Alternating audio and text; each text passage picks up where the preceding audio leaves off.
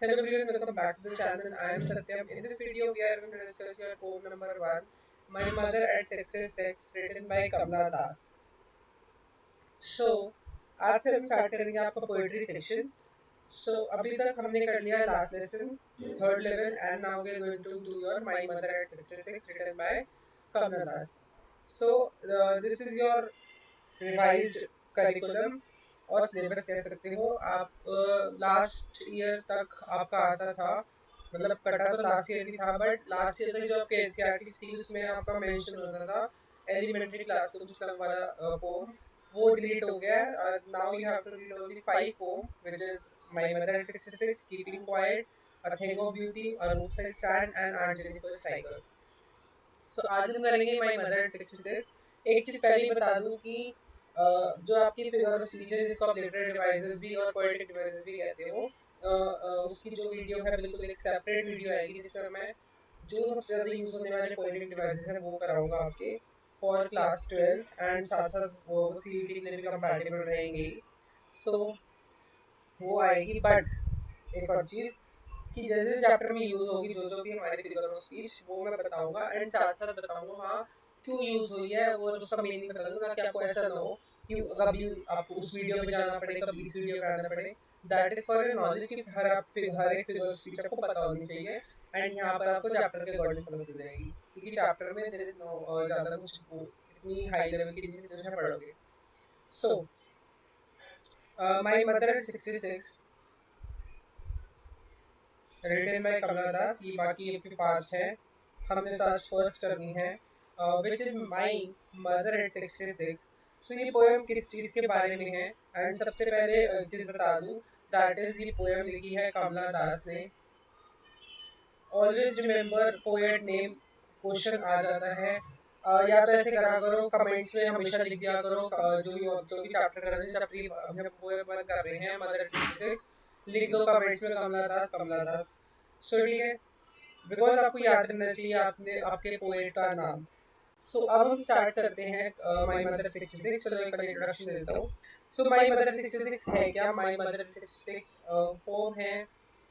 हमारी जो पोएट है कमला दास वो बताती है कि उनकी जो मदर है उनकी जो एज है वो धीरे धीरे बढ़ती जा रही है, जिसकी वजह से उनको ये डर रहता है कि कब एक दिन ऐसा आएगा कि उनको देख नहीं पाएंगे बेसिकली, उनकी जब डेथ हो जाएगी. बिकॉज उनकी एक ऐसी स्टेज आ चुकी है एज की जिसमें जो इंसान है वो ज़्यादा बूढ़ा हो जाता है, एंड जो है बीमार रहने लग जाता है बेसिकली.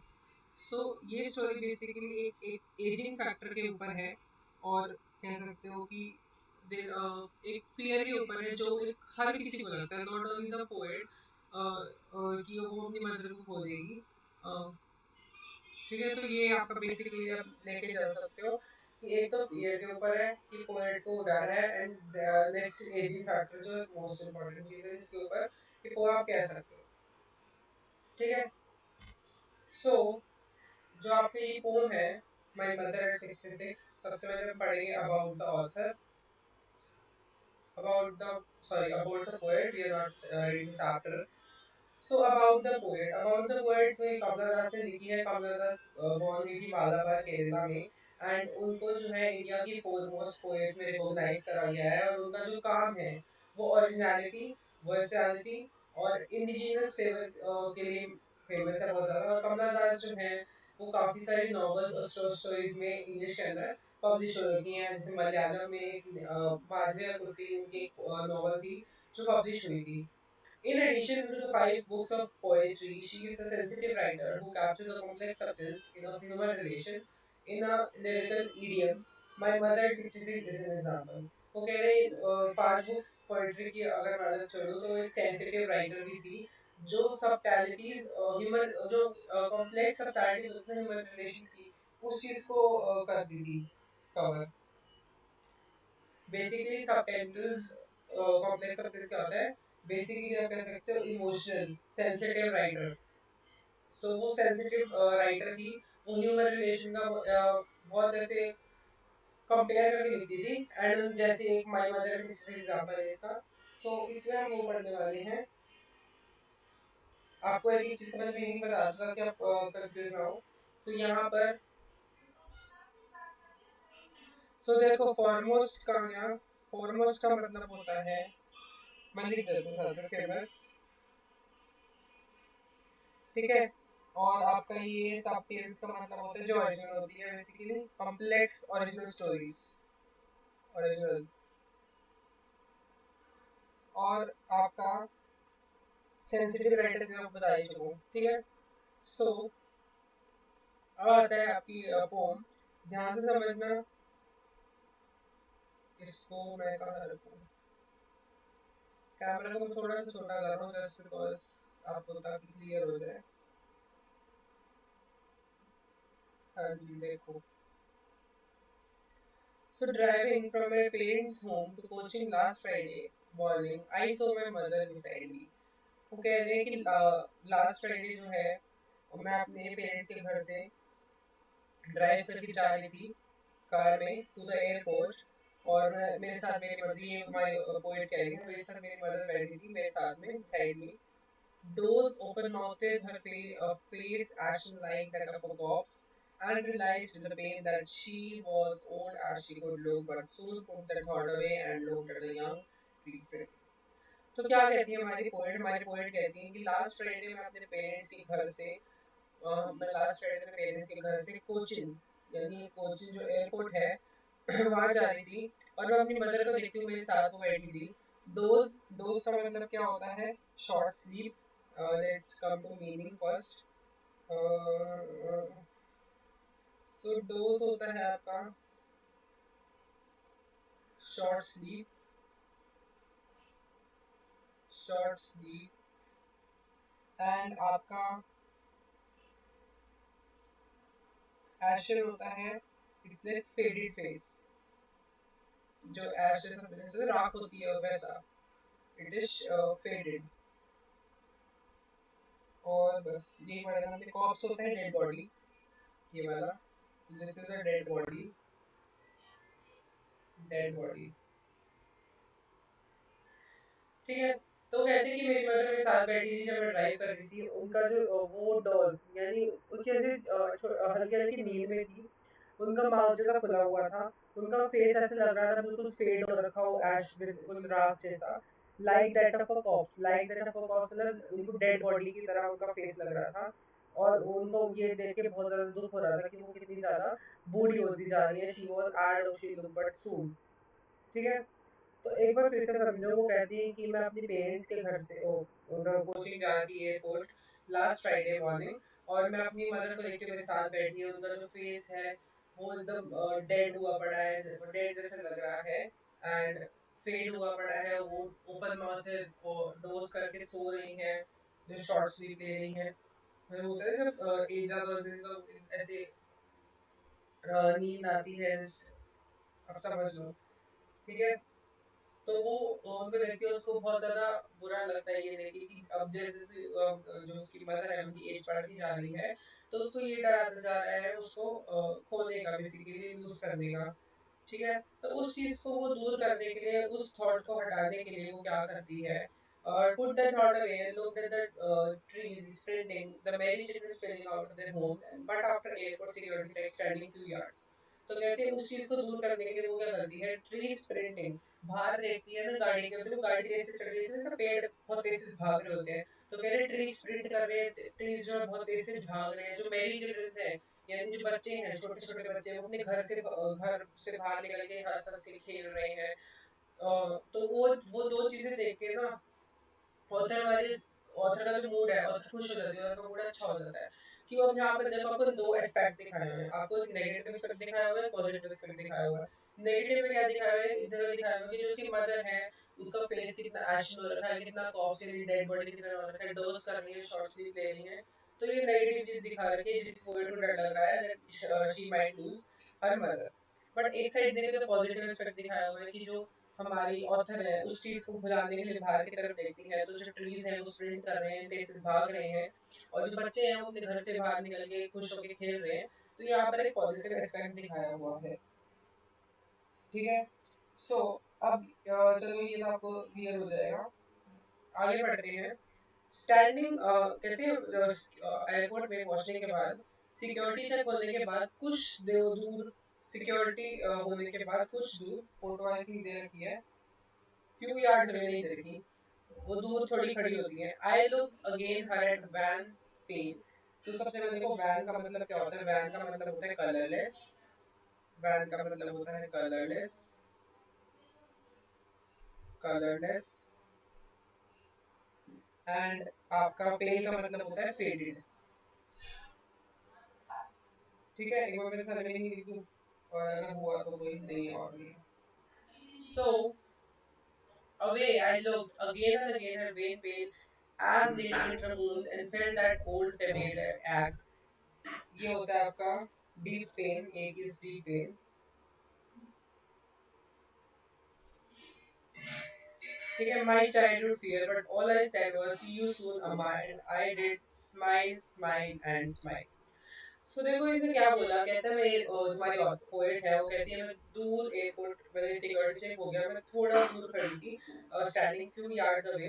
मैं अपनी मदर को देखती हूँ, उनका वैन यानी कलरलेस फेल पेल यानी फेडेड फेस वो देखती है. वो कह रही थी उनका फेस है बिल्कुल कलरलेस है, फेडेड है, बिल्कुल लेट विंटर मून की तरह और बिल्कुल बूढ़ा हो चुका है. अब यहाँ पर जो सबसे most repeated question in the board का आता है, that is why the mother's face has been compared to late winter's moon.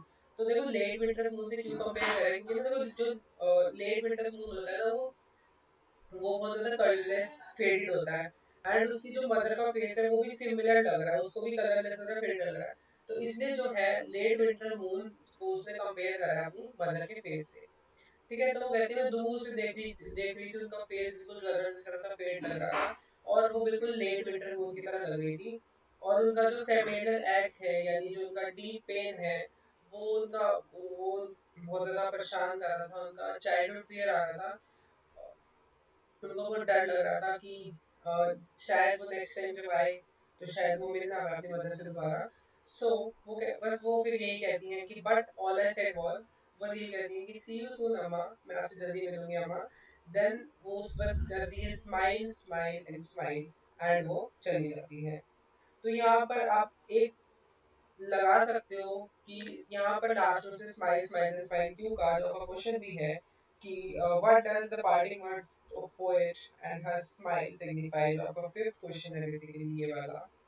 तो यहाँ पर आप ये लगा सकते हो क्यों वो इसलिए स्माइल कर रही थी कि that with the hope that when she will returns back home then she will see her mother smiling.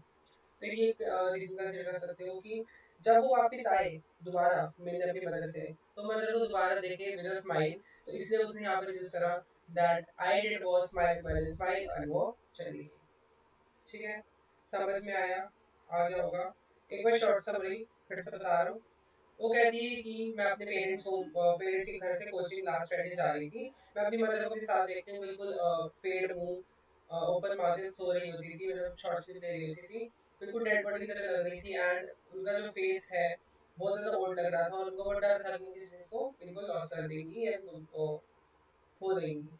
And उस चीज को हटाने के लिए वो क्या करती हैं, गाड़ी से बाहर देखती हैं यंग ट्रीज यानी जो ट्रीज बहुत तेज से भाग रहे होते हैं, जो चिल्ड्रन अपने घर से आके बाहर आके खेल रहे होते हैं, तो उनका मूड थोड़ा अच्छा कर देती हैं. और वो कहती है सिक्योरिटी चेक के बाहर में थोड़ा सा दूर खड़ी होके ये देखती हूँ कि जो मेरी मदर है उनकी तरफ देखती हूँ, उनका फेस है बहुत ज्यादा पेल वैन यानी कलरलेस फेडेड लग रहा होता है बिल्कुल लेट विंटर मून की तरह. और उनका वही चाइल्डहुड फियर वापस आ जाता है, उनके दिमाग में वही चीज आती है. एंड लास्ट में बस वो यही कहती है कि I will see you soon अम्मा. एंड वो लास्ट में स्माइल स्माइल एंड स्माइल करके वो चली जाती है. सो आई होप आपको इसकी जो explanation. So the very first literary device जो यूज हुआ है and that is alliteration. So यहाँ सबसे पहला आपका जो लेटर डिवाइसेस होता है यूज वो है alliteration. यहाँ पर आप देखो my mother, यहाँ पर आपका यूज हुआ है alliteration. ठीक है, अब समझो alliteration होता क्या है बेसिकली. alliteration कब होता है बेसिकली, यहाँ लिख रहा हूँ. alliteration होता है जब हमारी कॉन्सोनेंट साउंड और जब there is a repetition of consonant sound, then we can say that it is alliteration. कि जब हमारी कॉन्सोनेंट साउंड, आपको पता है ना जो हमारे 5 वोवल होते हैं ए आई यू, इसको छोड़ के हमारे जितने भी बाकी अल्फाबेट्स होते हैं 21 दैट आर कॉन्सोनेंट, और उनकी साउंड आने पे रिपीटिशन होती है उसकी, तो वहां पर एलिट्रेशन लगता है। अब यहाँ देखो म साउंड, एम एम दो बार रिपीट हो रहा है, तो यहाँ पर क्या हो जाएगा, एलिट्रेशन। सेकंड आता है आपका सिमली, जहां पर आपका है, यहाँ पर यूज हुआ है एशन लाइक ऑफ अ कॉप्स, यहाँ पर आपका सिमली यूज हुआ है। ठीक है, सिमली क्या होता है समझो।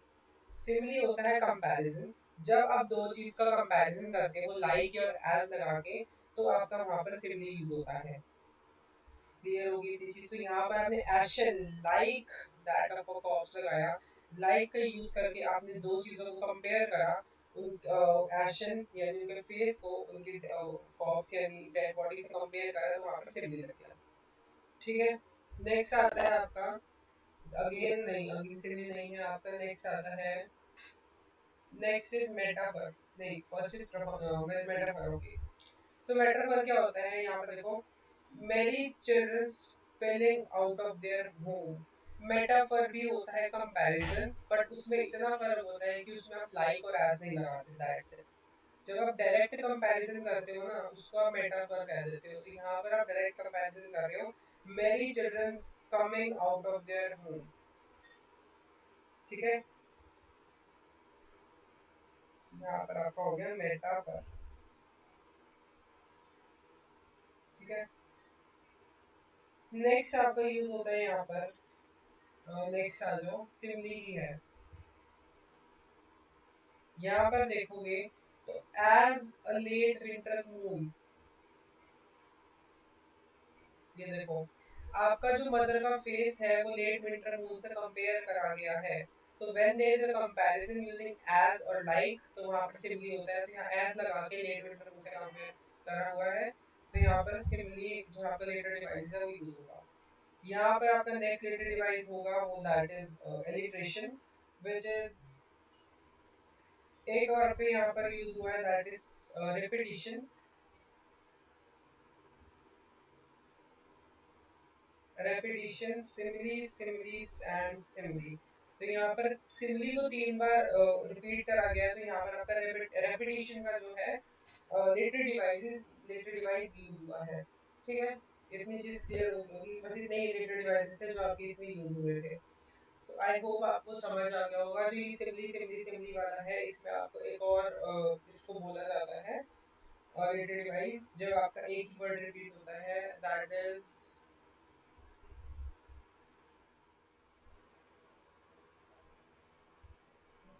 सो आप एनफ होना बोलते हो जब आपके लगातार एक ही वर्ड रिपीट होता है। ठीक है, so this was the chapter, thank you, this was a poem.